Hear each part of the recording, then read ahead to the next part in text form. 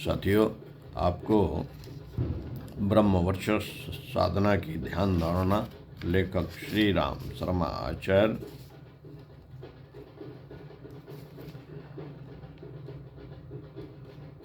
साधना के 5 कोषों को, साधना के 60 चक्रों को, कुंडलिनी जागरण आदि तक आपको पढ़कर सुनाया कि ध्यान कैसे किया जाता है, इसका क्या मतलब है, कोष क्या है, 5 कोष, 5 चरण क्या है, यह अंतः चक्षु क्या है, यह आत्म जागरण क्या है, पढ़कर सुनाया। साथियों, ये अंतः जागरण यदि हो जाए तो ध्यान धारणा पूरी होती है, व्यक्ति नर से नारायण बनने की ओर अग्रसर होता है। चमत्कारों की श्रृंखला, ईश्वरी शक्तियां सारी हमारे भीतर भरी पड़ी हैं, बस जागरण ही तो करना है। तो जागरण तब होगा ना जब जानेंगे कि जागरण क्या करना है। वो इस पुस्तक को पढ़कर आपको बताया, वीडियोस सारे बनाए, एक एक करके उनको सुनाया। आप मौका लगाइए और एक एक करके वीडियो सुनिए। अगर उसमें रुचि लगती है तो आप कोशिश कीजिए कि ये पुस्तक खरीद लीजिए। शांति कुंज, गायत्री तपोभूमि मथुरा से ऑनलाइन भी मंगा सकते हैं। तो साथियों, अंतिम चरण क्या है? जब हम ध्यान धारणा का क्रम जान जाते हैं तो ये आधा पौन घंटे में ये ध्यान धारणा का क्रम पूरा हो जाता है। गुरुदेव की आवाज़ में आप इसको पूरा कर सकते हैं। पंचकोशी साधना आपको मिल जाएगी। और लेकिन मज़ा तब आएगा जब जान जाएंगे, जब इस पुस्तक को पढ़ लेंगे, तभी तो समझेंगे कि भाई ये संकेत कहाँ दिया जा रहा है। और वो संकेत उसी प्रक्रिया में पूरे मन क्षेत्र में, अंतःकरण में घूम जाएगा और ध्यान, कल्पना, चित्र सब सामने प्रत्यक्ष होने लगेंगे। तब इसका जागरण होना शुरू होता है। आखिरी चरण है इसी का शांति पाठ, समापन शांति पाठ। आइए सुनते हैं। दोनों ध्यान धारणाओं का अंतिम चरण समापन शांति पाठ है। दोनों ध्यान धारणा, पहले आपका पंचकोश का नंबर 1, शुरुआत इसमें पंचकोश से, और समापन आपका है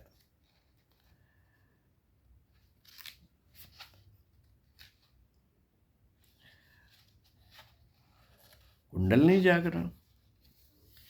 दोनों ध्यान धारणाओं का अंतिम चरण समापन शांति पाठ है। किसी लेख में उपसंहार अनिवार्य माना जाता है। ध्यान धारणा की प्रस्तुत प्रक्रिया में समापन शांति पाठ का भी उतना ही महत्व है। इसे अनिवार्य महत्व देने के कई कारण हैं। एक तो ध्यान प्रयोग के दौरान साधक का भाव प्रवाह, उसकी संकल्प शक्ति बहुत प्रखर हो जाती है। चेतना अंतःकरण की गहराइयों में दूर तक प्रविष्ट हो जाती है। ध्यान की समाप्ति पर वह पुनः धीरे धीरे लौकिक धरातल पर आती है। उस समय उसके प्रखर भाव प्रवाह एवं संकल्प को दिशाबद्ध रखना आवश्यक है। तेज चलती हुई कार में ब्रेक लगाते समय स्टीयरिंग के संतुलन का विशेष ध्यान रखना पड़ता है। यही स्थित ध्यान प्रयोग के समापन के समय होती है। ध्यान प्रयोग के बाद समापन शांति पाठ उसी सावधानी एवं दिशाबद्धता की दृष्टि से आवश्यक है। दूसरा कारण यह है कि साधक ध्यान प्रयोग में स्वयं को महत्व चेतना से जुड़ा हुआ अनुभव करता है, उसके दिव्य अनुदानों के मिलने की अनुभूति करता है। भाव समाधि से वापसी पर, योग निद्रा से जागने पर भी वह उसे अनुभव करता रहे, उसे पाता रहे, यह आवश्यक भी है और उपयोगी भी। समापन शांति पाठ के समय साधक समाधि से सनह सनह जागता तो है ही, पर साथ में यह भी अनुभव करता है कि दिव्य धाराएं, दिव्यानुदान उसे उतनी ही प्रचुरता से मिल रहे हैं, मिलते रह सकते हैं जितने की भाव समाधि की अवस्था में। एक बात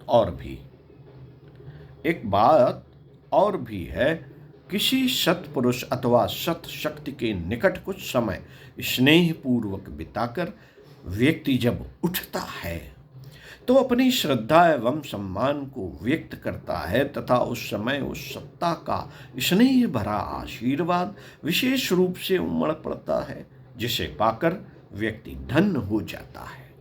ध्यान साधना की समाप्ति के समय इष्ट और साधक के बीच भी यह श्रद्धा एवं आशीर्वाद का आदान प्रदान विशेष गहनता से चल पड़ता है। उसकी अनुभूति सारी ध्यान साधना से भी अधिक सरस तथा तृप्तकारी होती है। श्रद्धा भी व्यक्ति एवं स्नेहामृत पान की यह प्रक्रिया कई साधकों के लिए तो समग्र ध्यान प्रयोग से भी अधिक रोचक एवं लाभप्रद सिद्ध होती है। इसमें पहले तमसोमा ज्योतिर्गमय, अस्तोमा सद्गमय एवं मृत्योर्मा अमृतम गमय का गंभीर उद्घोष होता है। हर साधक इसे अपने अंतःकरण से उठती हुई प्रार्थना माने। उद्घोष कई बार दोहरा कर किया जाता है। उसके साथ साथ साधक क्रमशः अपनी सहजावस्था में भी आता है तथा इष्ट से यह प्रार्थना भी करता रहता है कि हमें प्रकाश की, सत्य की, अमरत्व की ओर बढ़ाते चलना। इससे जागृतावस्था का विकृत अहम नहीं उभर पाता तथा आत्म प्रगति का सशक्त संकल्प कमजोर नहीं होने पाता। इसे विदाई के समय की श्रद्धा भी व्यक्ति प्रार्थना कह सकते हैं। उसके बाद पंच ओंकार का गुंजार किया जाता है। इसे परम सत्ता का, इष्ट का स्नेह, आशीर्वाद, प्रसाद माना जाना चाहिए। ओम अक्षर ब्रह्म है। इस दिव्य गुंजार के साथ, उसकी स्वर तरंगों के साथ अपने इष्ट उपास्य परम स्नेही के अनुदान प्रेरणा प्रवाहों को आता हुआ अनुभव करना चाहिए। जैसे भक्त श्रद्धालु व्यक्ति चरणामृत, पंचामृत को बड़े चाव से लेता तथा बड़ी प्रसन्नता से पान करता है, वैसा ही भाव इस समय रहे। साधक शरीर की स्वाभाविक स्थिति में आता हुआ गहरे श्वास प्रश्वास लेता हुआ यह अनुभव करे कि उसका रोम रोम स्वर तरंगों के साथ घुला हुआ अमृत पान कर रहा है, धन्य हो रहा है, सामर्थ्य और तृप्ति प्राप्त कर रहा है। इस प्रकार समापन शांति पाठ के साथ ध्यान धारणा समाप्त की जाए। इसके बाद भी थोड़ी देर तक मौन रहने, शांत चित्त से टहलने, स्वाध्याय करने जैसी सौम्य गंभीर क्रिया ही करनी चाहिए। उत्तेजना, उच्छृंखलता, हल्के हास परिहास, भाग दौड़ जैसे कार्यों का बचाव करना आवश्यक है। इस प्रकार ध्यान धारणा के माध्यम से हर साधक सुनिश्चित एवं स्थायी लाभ प्राप्त करता रह सकता है। ओम